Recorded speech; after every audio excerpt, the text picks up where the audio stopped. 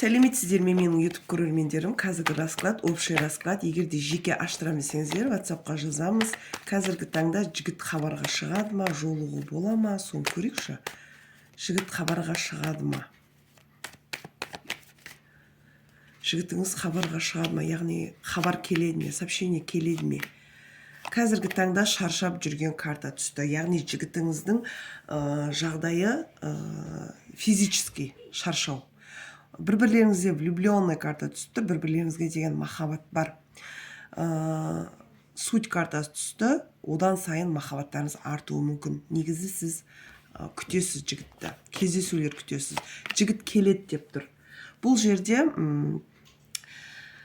көрсетілім картасы түсіп тұр, тройка пентаклей. Яғни үшінші адам кедергісі түсіп тұр. Реніш бар ішіңізде. Күтуден шаршайсыз, бірақ ол жігіт келеді. Көңіл көтеру картасы түсіп тұр. Көңіл көтеру сезімі бар, сізді интернет желісі арқылы бақылайды. Және де сіздерде бір үшінші адам кедергісі деп айттым ғой. Тройка кубковый карта түсіп тұр. Бұл жерде екі әйел, бір еркектің бейнесін көріп тұрсыздар. Бұл еркекте әйел болуы мүмкін, болмаса сізден бөлек басқа әйел бар деген сөз. Отшельник, бұл жерде сізді бақылайды, көреді, сезімі бар. Жігіт келеді, бірақ күтесіз деп тұр, бір 2 күн, 2 апта болмаса. 2 деген санға байланысты. Сіздің ішіңізде айталмай жүрген бір сырлар бар сияқты. Сөз болсын, сырлар, жаңағы көптеген әңгіме, бірақ ол жігіттің реніш тудыратындай сөз. Яғни өкпеңізді айту деген карта түсіп тұр. Ары қарай көрейік. Сіздің көңіліңіз қалай жігітке деген? Көңіліңіз. Сіз ойлайсыз, интимный отношенияны қалайсыз? Бұл жерде баяғыдай емес деп ойлайсыз. Яғни жігіттің баяғыдай маған деген сезімі жоқ деп ойлайсыз. Басқа адамдарды көрмейсіз бұл жерде. Тек қана сол жігітке деген сезім, прошлый, яғни өткен арақатынастағы қарым-қатынасты ойлайсыз. Енді бұл жерде семьясы бар болуы да мүмкін, енді общий расклад болғандықтан семьясы бар болуы мүмкін бұл жігітте, бала-шағасы, яғни бүтін отбасы болуы да мүмкін. Ал егерде менің жігітімнің бүтін жағдай әйелі, бала-шағасы, бүтін отбасы емес дейтін жағдай болатын болса, бұл жерде басқа адам бар, мені қаламайды деген ойдасыз. Ары қарай отношение немен жалғасады? Бұл жерде жұмыс картасы түсіп тұр, яғни жұмыста бірге жасауларыңыз мүмкін, болмаса жігіттің жұмысы өте ауыр, сіздің де жұмысыңыз бар. Бұл жерде қаражат мәселесіне келіп тіреліп тұр. Негізі жігіттен көбінесе бір дәмету бар да сізде. Бұл жерде көңіл бөлмеу, қаражат мәселесімен қамтамасыз етпеу деген сияқты сондай ішкі ренішіңізде болуы мүмкін. Ары қарай көрейік. Қиялдау дейді. Будущее, яғни болашақта құр босқа қиялдап жүрмін бе, құр босқа уақыт өткізіп жүрмін бе осы жігітпен деген сияқты сіздің ішіңізде осындай сұрақтар мазалайды. Разрушение карта, яғни ақылыңызға өзіңіздің жаңағыдай бойыңызды, өзіңіздің ойыңызды нақты бір болады ғой, отношенияны жалғастырмайым, болды, барлығы бітті деп ойлайсыз, бірақ осылай жасайым деп ойлайсыз, бірақ сізде бір қимастық бар жігітке деген. Ары қарай көрейік. Бұл жерде жігіт келеді, бірақ болашақ көріп тұрған жоқ. Сіз қандай шешім қабылдасаңыз да, яғни мен отношениені жалғастырмайым десеңіз де, жігіт жалғастырады, өйткені борьба, соғысқа дайын карта түсіп тұр. Одан кейін бұл жерде бір жерден екінші жерге көшу туралы, болмаса кету туралы, бір жол жүру, сонда ойлайсыз. Яғни арамыз алшақтап кете ме деп. Яғни жігіт жол жүру мүмкін, сіз жол жүруіңіз мүмкін. мак картасы түсіп тұр. Бұл жерде жігіттің бір басы айналып қалғандай бір сезінеді. Мені өзіне қаратып алған ба деп те ойлайды. Мак картасы түсіп тұр. Сіз негізі бұл семейный жігіт болған жағдайда, сіздің жігітіңіз, сіз оның барлық отбасын бақылап отыруыңыз мүмкін. Интернет желі арқылы. Сіздің жыныңыз келуі мүмкін, соған байланысты кішкене ұрыс конфликт туы мүмкін деп тұр. Яғни осындай бүтін отбасы, бұл мен қаламайды, тек қана отбасын қалайды деген сияқты, сондай бір ішкі жан дүниеңіз айқай болып тұр. Ішкі жан айқай. Ары қарай көрейік. Бұл жерде жолыңыз ашық тұр. Бір-бірлеріңізге жолыңыз ашық, бірақ кездесу жиі емес. Повешенный карта түсіп тұр. Екі ойлысыз.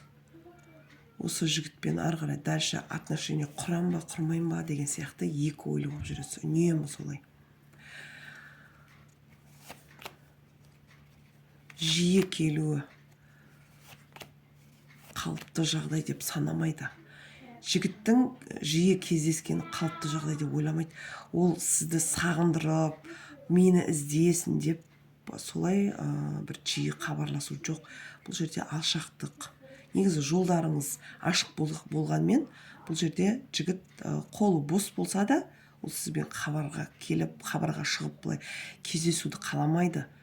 Ол сізді сағындырып, өзін құпия ұстап, солай жолыққысы келеді. Сіз бір жерде былай қалып кеткен сияқтысыз да, бір жерде жаңағыдай бір дөңгелек шардың ішінде тұрған сияқтысыз да. Былай болмайды, жігіттермен былай жолыға алмау деген сияқты да. Сізде басқа жігіттермен жолығу бар ма? Интимный арақатынаста болуыңыз мүмкін басқа жігіттермен, бірақ сол жігітті күтіп қалу себебінен. Болмаса, енді общий расклад жан-жақты айта кетейін. Бұл жерде жігіт сізбен интимный арақатынаста ғана менімен жолыған ма деген ойдасыз. Яғни кедергілер картасы түсіп тұр бұл жерде.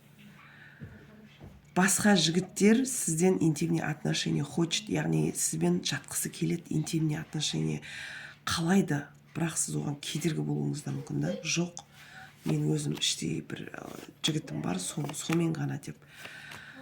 Екі жағдайда да. Яғни басқа жігіттермен қосылып жүріп, ана жігітті күтіп, онымен жатып, ол да бар болуы да мүмкін.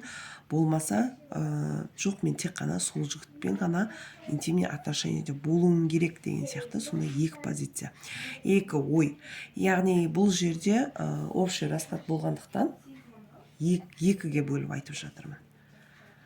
Негізі былай қарасақ, жігіттің ойы бар, бір-бірлеріңізге сезім бар, бірақ құпия кездесулер, құпия отношения деп тұр. Бір-бірлеріңізге сезім бар.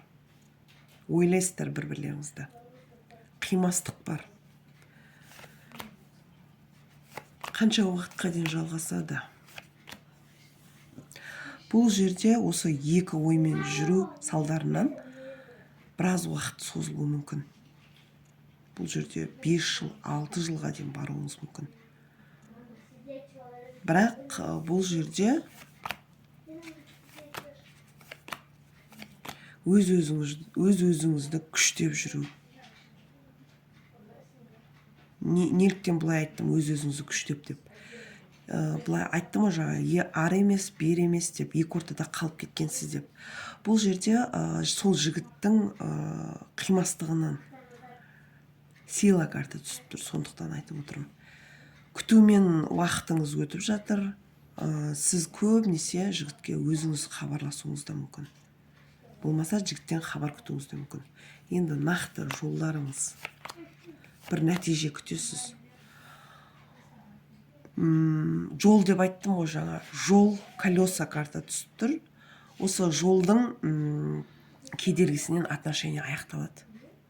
Егер сіз кетесіз жолға, болмаса жігіттің жолы бөлек. Сондықтан завершение карта түсіп тұр, аяқталуы. Осымен расклад аяқталды. Егер де сіздерге жеке расклад ашу керек болатын жағдай болатын болса, WhatsApp-қа хабарласамыз. WhatsApp номерді осы видеоның астына жазып қалдыратын боламын. Кез келген сұрақ. Жолым ашық па, жабық па, өздеріңізге байқалады ғой, бір жолдарыңыз болмай жүрген мәселе болса, хабарласамыз. Егер де жігітті өзіңізге қарату үшін ыстықпа жасататын болсаңыздар да хабарласыңыздар. Мен сіздердің әрбір сұрақтарыңызға жауап беретін боламын.